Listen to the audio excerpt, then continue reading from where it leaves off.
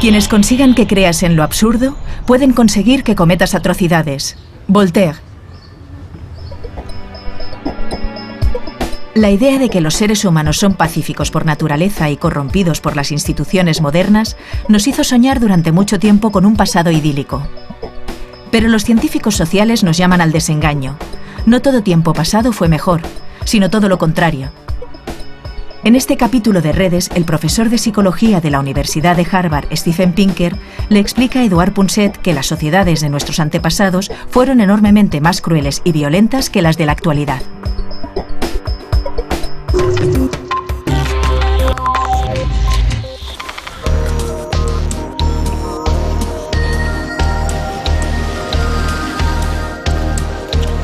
Sería fascinante, de verdad, el poder estudiar o reflexionar sobre la arqueología de las emociones. Saber si antes éramos mucho más violentos y crueles de lo que somos ahora. Hay contados científicos que han investigado este tema. Resulta que Steven Pinker, el gran psicólogo de aquí, de Harvard, desde la facultad de Harvard, desde donde estamos hablando, ha profundizado en aquel estudio. Su conclusión es sorprendente, pero irrebatible. Estamos caminando hacia sociedades con unos índices de violencia cada vez menores y unos índices de altruismo y de solidaridad cada vez mayores. Sabes, mis mejores amigos, incluso aquellos que son científicos, siempre me habían dicho, bueno, Eduardo, ya sabes, lo malo apareció hace 10.000 años, cuando empezó la agricultura, cuando elegimos un modo de vida sedentario, mientras fuimos, ¿cómo se dice?, recolectores o nómadas. Ya sabes, era maravilloso, sin Estado. Pero un buen día llegas tú, y contigo algunos científicos, y nos decís que estamos equivocados totalmente. Estamos equivocados, y que en realidad lo que llamamos cazadores-recolectores fue una época terrible, con mucho dolor y crueldad comparado con lo que vino después. ¿Es cierto eso?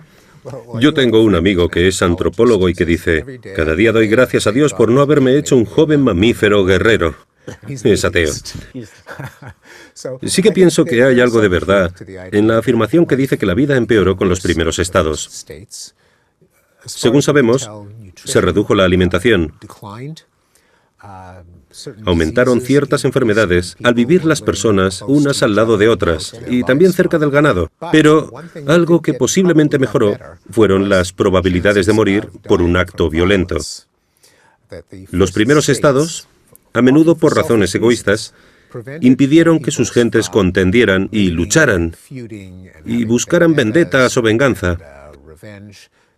No porque fueran especialmente benévolos o demócratas, sino por las mismas razones por las que un ganadero no quiere que sus cabezas de ganado se maten entre sí, porque las pérdidas que podría representar para él son inconmensurables. A menudo esos primeros estados no querían que sus súbditos se mataran entre sí, preferían que esa mano de obra estuviera con vida para pagar sus impuestos, engrosar los ejércitos y cosas semejantes. Así que creo que los primeros estados representaron un equilibrio. Algunos aspectos se empeoraron mientras una faceta de la vida mejoró y fue la violencia. Y lo que sucedió después es que se resolvió un problema. Es decir, cesaron las guerras tribales gracias a la creación del Estado. Sin embargo, surgió otro, la violencia ejercida por el propio Estado.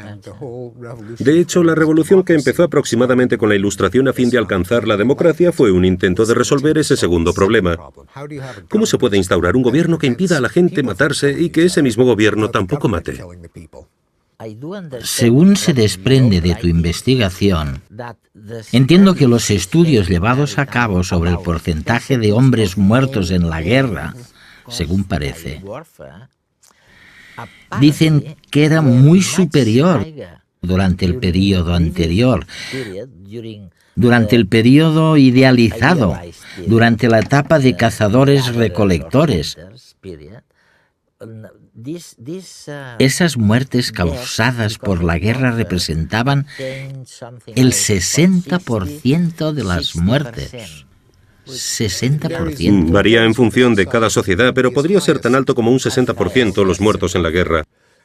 Por muy malos que hayan sido los índices de violencia en el siglo XX, eran mucho peores en las sociedades preestatales, en las sociedades de cazadores-horticultores, de cazadores-recolectores, en las sociedades primitivas sin gobierno. Es increíble, parece increíble. Creo que en algún sitio has dicho que si en la actualidad tuviéramos esos índices de mortalidad del orden del 60%, en lugar de tener 100 millones de muertos en el mundo a fines del siglo XX, hubiésemos tenido algo así como 2.000 millones de muertos. Sí, así es. Los índices de muerte violenta son mucho más altos en sociedades que no tienen Estado que en sociedades con Estado.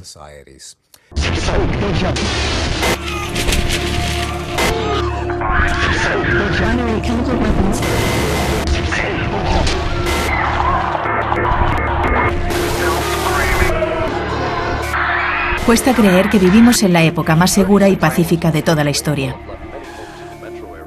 Intentemos situarnos. ¿Cuál es la época más pacífica de toda la historia? La prehistoria. Sí, sí, sí. Pues como no sé la prehistoria, porque de la prehistoria aquí no hemos parado. La última fue 50 millones de muertos, la última guerra mundial, o sea que...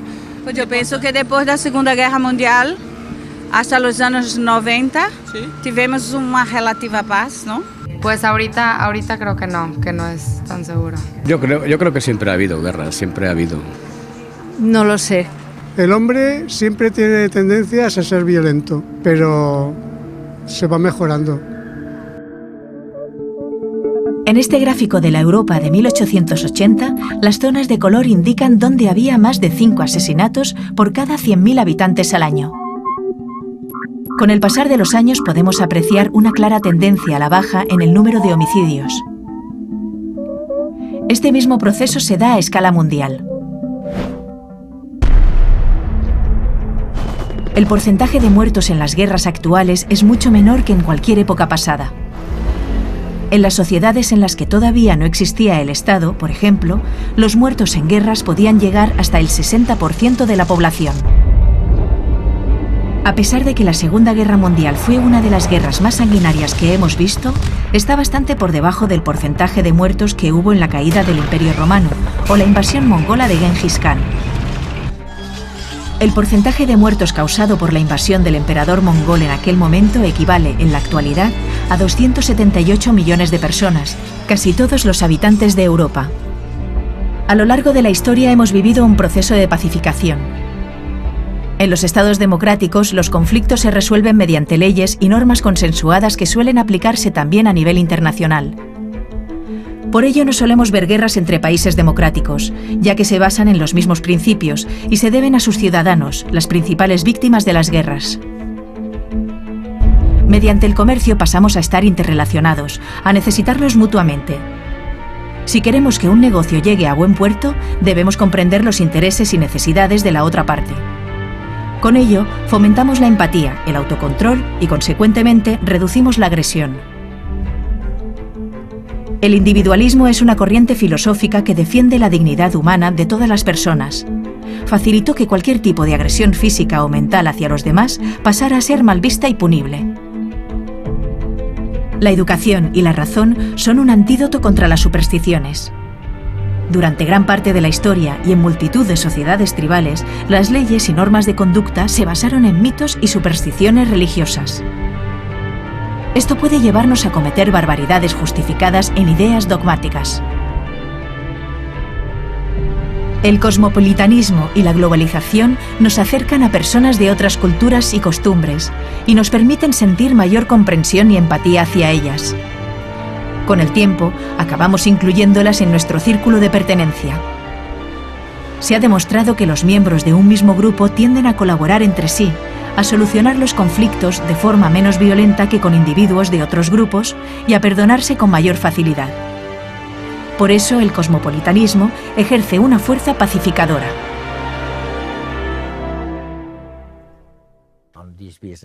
El hecho de comparar el número total de muertes causadas por la crueldad del pasado, me refiero a las costumbres horrorosas de los seres humanos. Quiero decir, oye, matar perros y gatos. Y a la gente, si ésta no se pone al servicio del rey o no cree en sus palabras, quiero decir, tú has estudiado eso bastante a fondo. ¿Cuál es tu impresión? ¿Está cambiando algo? ¿O es que somos lo que éramos antes? La aceptación de la violencia en la vida cotidiana, especialmente en Occidente, pero se podría decir que en el mundo entero, ha ido reduciéndose en muchos aspectos. Una de las que has mencionado son los deportes sanguinarios. En la Francia del siglo XV, una forma típica de entretenimiento público era meter un gato dentro de una hoguera y ver cómo el gato maullaba, gritaba y luchaba hasta convertirse en carbón. Los reyes, las reinas, la gente llevaba a sus hijos a verlo y se consideraba una forma de entretenimiento. O la lucha contra el oso, ver cómo un oso y un perro se peleaban hasta la muerte. No han desaparecido, todavía existen las peleas de gallos, pero ha ido decayendo cada vez más. Otro ejemplo sería la pena de muerte. En Inglaterra solía haber 400 delitos castigados penalmente con la pena de muerte.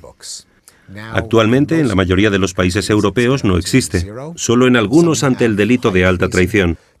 Los Estados Unidos son una excepción. Todavía existe la pena de muerte en ese país, aunque incluso en los Estados Unidos la tendencia ha sido decreciente y cada vez menos delitos se castigan con la muerte.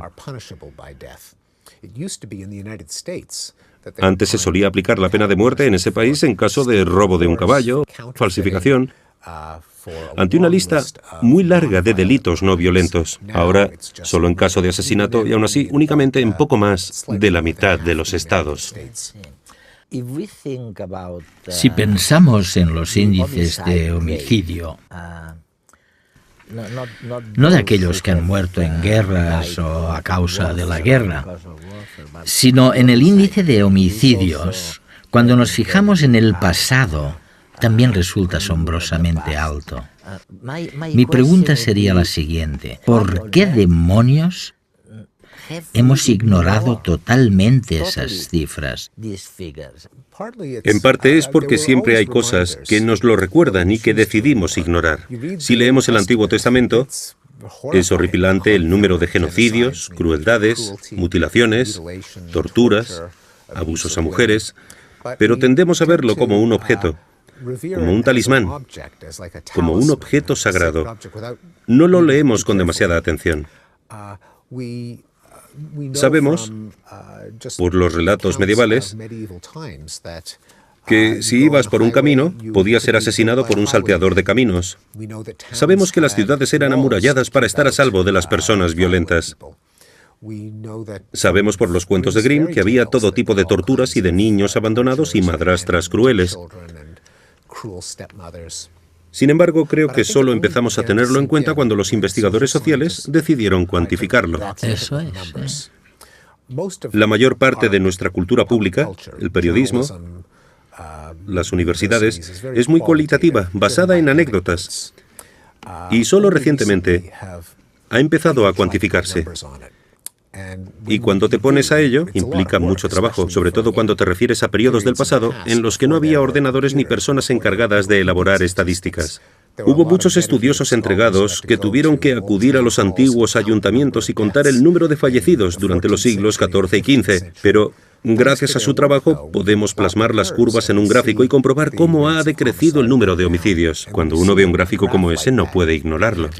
Sí, está claro. Probablemente creo que es algo que mencionas en algún lugar. Probablemente nuestro sentimiento de culpa hacia los nativos también tuvo mucho que ver. Ese es el elemento moralista. Es obvio que los europeos hicieron cosas horribles con las poblaciones autóctonas de África, Norteamérica, Así que si dices que eran violentos con ellos mismos, parece que estás intentando pasar por alto la culpabilidad de los colonizadores europeos. Parece que lo políticamente correcto es describir a las poblaciones autóctonas como pueblos que convivían en paz hasta que llegaron los europeos. Yo pienso que ambas cosas son posibles.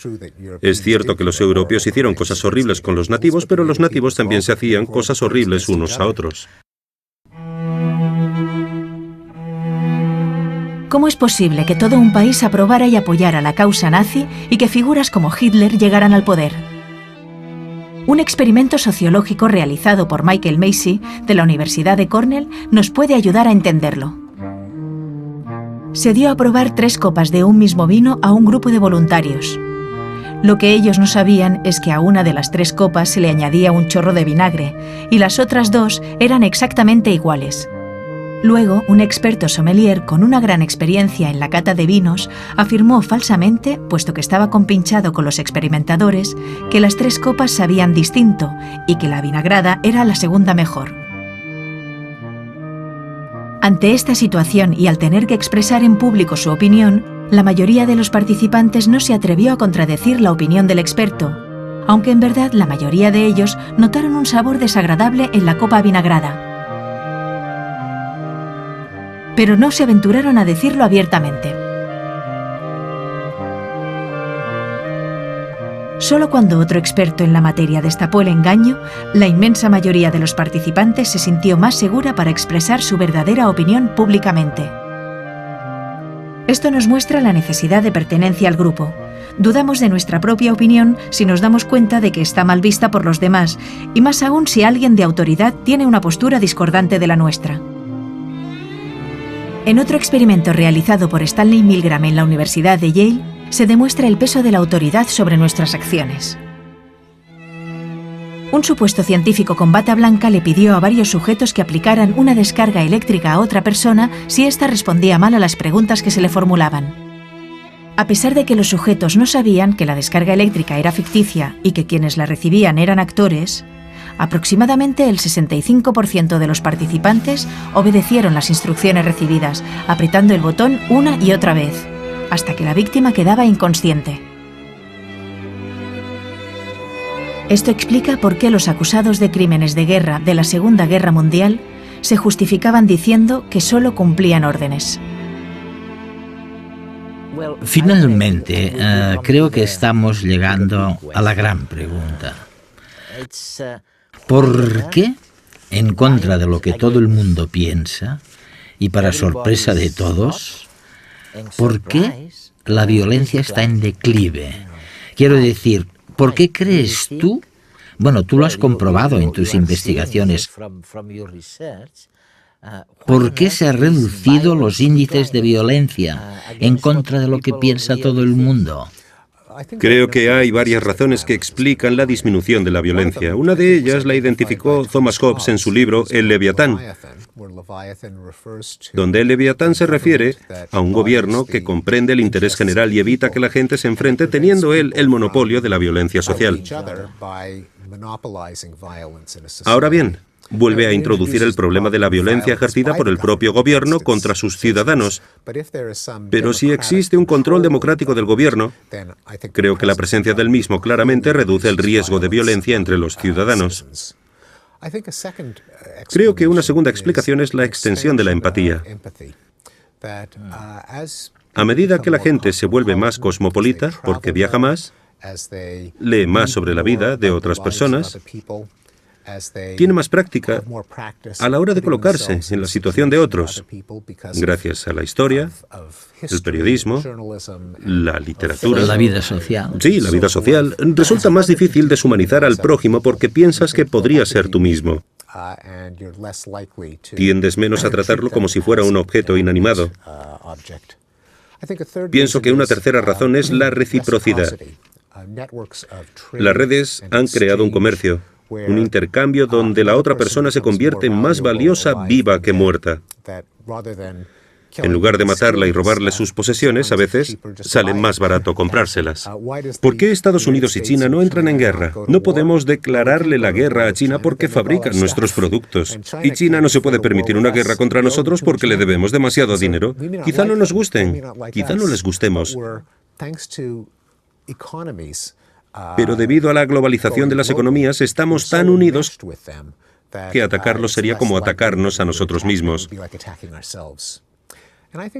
Y me parece que una cuarta causa es la expansión de la razón a través de la alfabetización, de la educación. Intentamos pensar en lo que funciona y en lo que no. Nos miramos a nosotros mismos y nos decimos, deseo defender el honor de mi país, pero ¿es moralmente defendible? ¿O es que simplemente me ha llegado la testosterona al cerebro y quiere que me convierta en el macho alfa? Somos más conscientes de nosotros mismos y me parece que esa tendencia conduce a una atenuación de la violencia. Hay algo que ya sé que quizás es imposible contestar, pero si hay alguien que algo sabe al respecto, esa persona eres tú, Steve. Me refiero al concepto de modernidad. Quiero decir, aceptamos la erosión de la familia, lo llamamos ahora, creo, deconstrucción familiar, ¿no? O algo así. Sí. Aceptamos que hay menos tribus, menos religiones, y quizás todo esto se debe a la fuerza del individualismo, de la educación y de la ciencia, en cierto modo, ¿no? ¿Estamos yendo hacia una sociedad más moderna? ¿O es algo desagradable a lo que no estamos acostumbrados y que nos cuesta aceptar? Este es uno de los interesantes debates de la época actual sobre si las fuerzas de la modernidad que han estado vigentes desde la Ilustración europea, la Edad de la Razón, han sido buenas o malas para la gente. Hay ciertas fuerzas, como algunos movimientos políticos conservadores y grupos religiosos, como la Iglesia Católica, que sostienen, por decirlo lisa y llanamente, que la Ilustración fue un craso error. La gente decide su propia moral en lugar de que se la imponga una autoridad superior. A menudo, las atrocidades del siglo XX, como el estalinismo, el nazismo y el maoísmo, se relacionan con el declive de la religión y de la sociedad tradicional. Pero creo que hay otra forma de ver las cosas. Las fuerzas de la modernidad son fuerzas del humanismo, es decir, que sitúan al ser humano y la vida individual como fuentes de valores. La realización personal, la vida, la salud, el arte, las ciencias, las relaciones humanas. Creo que ese es el camino de la modernidad, en lugar de ensalzar la tribu, el monarca, la deidad, la tradición, el Estado. Así que yo situaría fuerzas, como el nazismo y el marxismo, en la misma categoría que muchas religiones autoritarias, como fuerzas que denigran el individuo y ensalzan el colectivo, lo cual creo que ha sido una ideología muy perniciosa. La ideología que dice que es la felicidad y la realización individual lo que tenemos que valorar, conduce a las sociedades a salvaguardar la felicidad de las personas. Un caso simbólico del declive de la violencia es la lucha por los derechos de los animales. Las fuerzas que lo han impulsado son principios éticos: no infligir dolor ni sufrimiento. A diferencia de lo que ocurrió en los movimientos por los derechos humanos, movimientos en los que los propios afectados iniciaron la lucha, los animales no pueden defender sus derechos por sí mismos. Están a nuestra merced, simplemente cogemos de ellos lo que queremos. Los niños tampoco iniciaron la lucha por sus derechos, sin embargo son nuestro futuro y su bienestar un futuro prometedor para todos. Entonces, ¿por qué decidimos adoptar la causa de los animales? Las luchas previas por los derechos, la empatía y la razón son algunos de sus impulsores.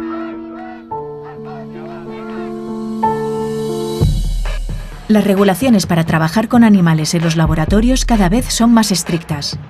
Como sucede en la explotación ganadera o en los mataderos, y si analizamos el mundo del espectáculo, vemos una tendencia similar.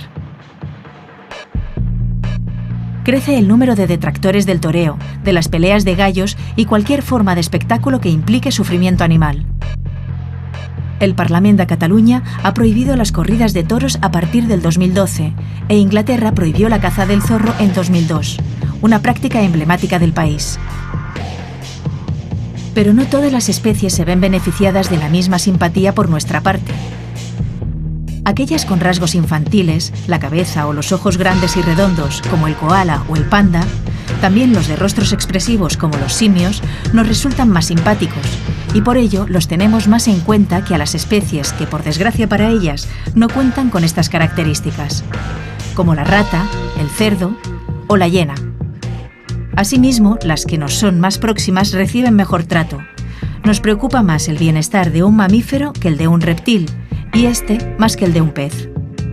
Cuanto más simple nos parece un animal, menor importancia le damos a su bienestar.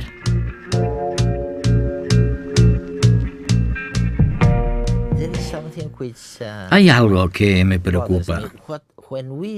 Cuando hablamos del Estado o del papel del Estado en relación con la violencia, creo que lo que más o menos se desprende de lo que estás diciendo, y comparto tu opinión, por supuesto, es que si existe un Estado al que puedes recurrir, habrá menos violencia entre la gente.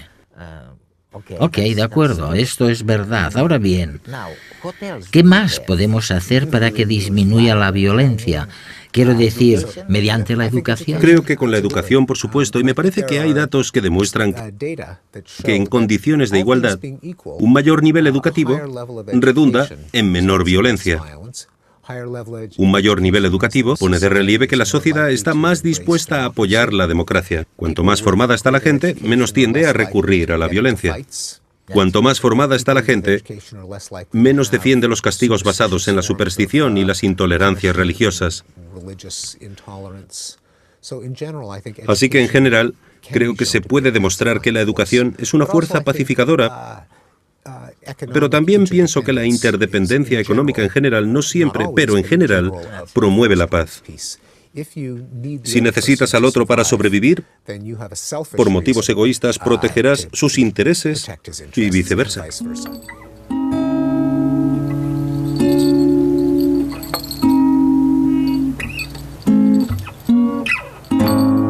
Lejos de provocar que lleguemos a ser más violentos, la modernidad y sus instituciones culturales nos han hecho más nobles. Steven Pinker.